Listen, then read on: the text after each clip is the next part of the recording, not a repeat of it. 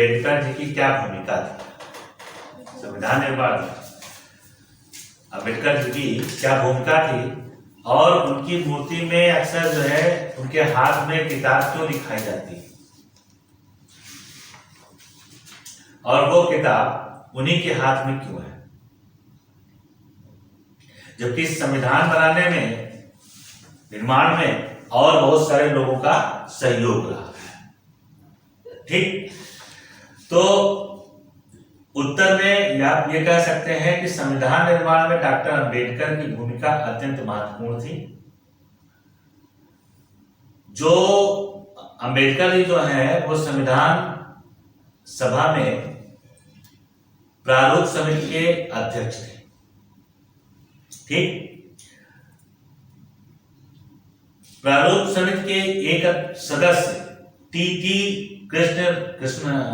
कृष्णमाचारी के अनुसार यद्यपि समिति में कुल सदस्य 7 थे, किंतु संविधान का प्रारूप तैयार करने का भार मूलतः डॉक्टर अंबेडकर के कंधों पर ही पड़ा था, और उन्होंने इस भारी दायित्व और विश्वास को बाखूबी निभाया। ठीक, तो ये ड्राफ्ट कमेटी के अध्यक्ष थे। ड्राफ्ट कमेटी क्या है? देखिए, प्रारूप क्या है? कोई भी जब संविधान या मसौदा इस तरह का तैयार किया जाता है, ठीक है, तो उसमें क्या क्या चीजें रहेंगी, किस किस जगह पे रहेंगी, ठीक है, उनका एप्लीकेशन कैसे होगा, ठीक है, उनका जो अन्य स्थान है वहां से उनका संबंध कैसे होगा, तो एक खाका प्रस्तुत किया जाता है। जैसे आप मकान बनवाते हैं तो सबसे पहले मैप तैयार करवाते हैं,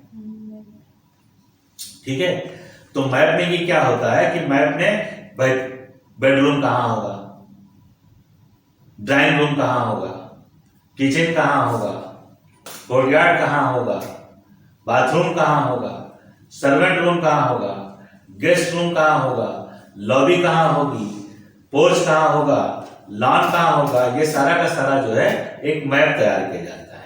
मैप तैयार के साथ साथ उसमें ये भी चीजें रहती हैं कि हाँ दीवारें उठेंगी, उसमें कितनी ईंटें लगेंगी, सीमेंट और बालू और अन्य जो सरिया वगैरह सामान है वो कितना लगेगा, ठीक है, तो एक एस्टीमेट तैयार होता है कि लगभग इतना खर्चा आएगा।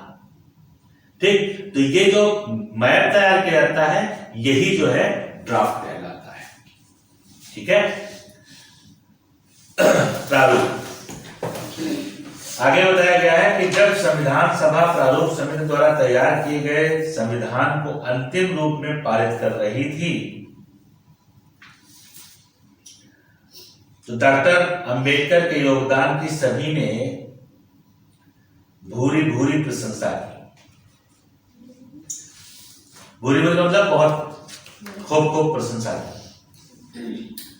यह उचित ही था कि आने वाली पीढ़ियां डॉक्टर अंबेडकर को भारत के संविधान के प्रमुख वास्तुकार के रूप में याद करें, आर्किटेक्ट के रूप में काम याद करें।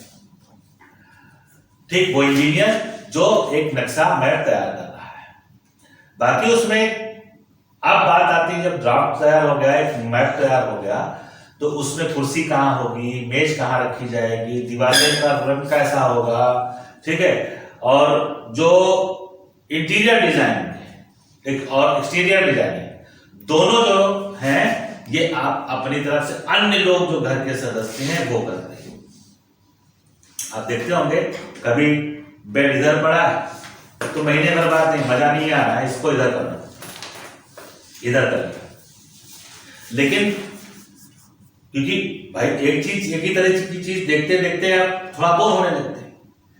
अब जीवन के हर क्षेत्र में तो ऐसा नहीं हो सकता कि नहीं पत्नी है उसको बदल दो या पति है उसको बदल दो, कुछ दिन बाद तो बोर हो जाते, नहीं ऐसा नहीं होता है, हर जगह नहीं होता है। हाँ, कुछ जगहों पर जहां पर किया जा सकता है वो होना चाहिए। हालांकि विदेशों में होता है, भारत जैसी भूमि पर थोड़ा सा जहां पर कुछ अलग तरह की संस्कृतियां हो वहां थोड़ा संभव नहीं है। खैर, तो इसीलिए जो है इनको जो है आर्किटेक्ट के रूप में, वास्तुकार के रूप में याद किया गया। यह एक अलग बात है कि डॉक्टर अंबेडकर स्वयं संविधान के स्वरूप और कार्यान्वयन से पूर्णतया संतुष्ट नहीं थे।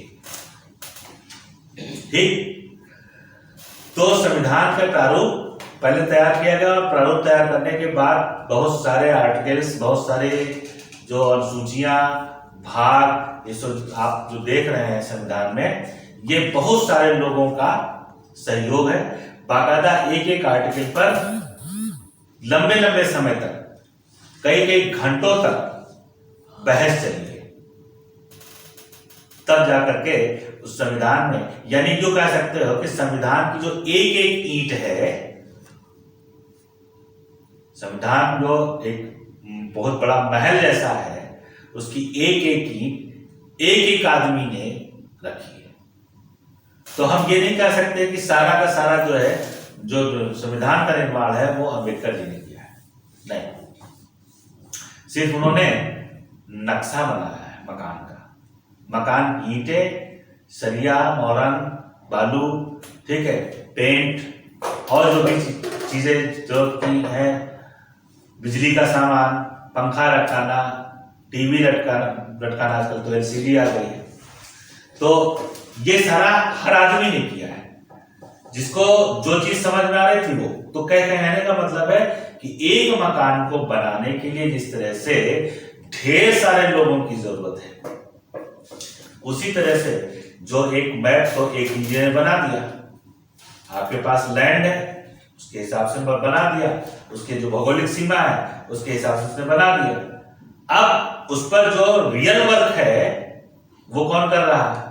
वो मजदूर, वो मिस्त्री, वो कर रहे हैं उस नक्शे के अकॉर्डिंग। ठीक, तो ईंटा कैसा लगेगा? ईंटे की भी कई वैरायटी होती है। सीमेंट का रेशियो क्या होगा, इसकी भी कई चीजें होती हैं। कौन सी कंपनी की सीमेंट लगेगी? पेंट होगा तो किस कंपनी का पेंट होगा? एशियन का होगा, बर्जर का होगा।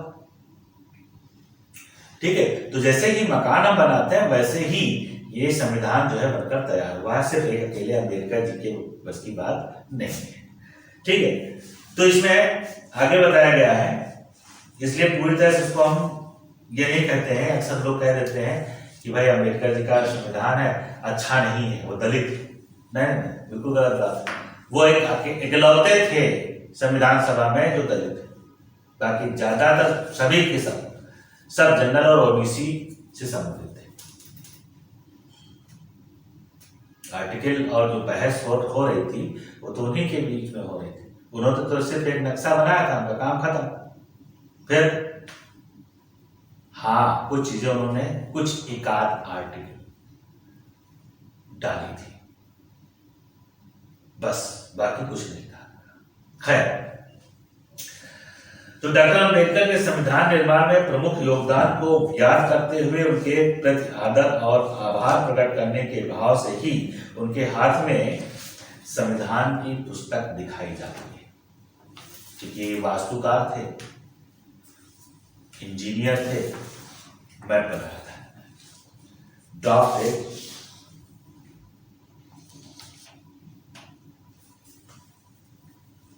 प्रारूप तैयार किया था। संविधान निर्माण का श्रेय यूं तो समूची संविधान सभा और उसके सभी सदस्यों को जाता है और सभी को संविधान का जनक माना जाता है, किंतु डॉक्टर अंबेडकर जैसा और उनके जितना योगदान और किसी का नहीं था। ठीक है, तो ये कारण है, और इनका सहयोग भी जबरदस्त था, क्योंकि जो ड्राफ्ट है यानी जो मैप है, नक्शा, वही सबसे महत्वपूर्ण चीज होती है। जैसे अगर नक्शा नहीं बनाया गया तो कोई दीवार आपने ऊंची कर दी और कोई दीवार आपने नीची कर दी, कोई टेढ़ी कर दी, तो छत रुक नहीं सकती, नहीं रुक पाएगी, गिर जाएगी। तो इसलिए महत्वपूर्ण उनका योगदान रहा। इसी वजह से उनको महत्व देने के लिए उनके हाथ में किताब दी गई, संविधान दिया गया। ठीक है, उनकी जितनी भी मूर्तियां हैं उनमें ये चीज है, ये कहानी।